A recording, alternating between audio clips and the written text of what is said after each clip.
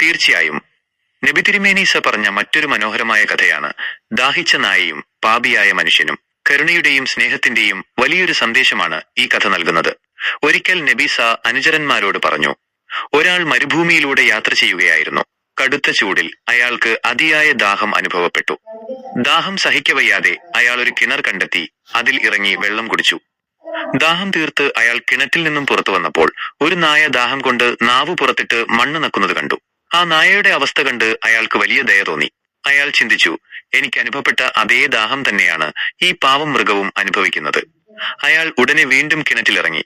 പക്ഷെ വെള്ളം കോരിക്കൊണ്ടുവരാൻ പാത്രമൊന്നും കയ്യിലില്ലായിരുന്നു. ഒടുവിൽ അയാൾ തന്റെ കാലിലെ ഷൂ ഊരിയെടുത്ത് അതിൽ വെള്ളം നിറച്ചു.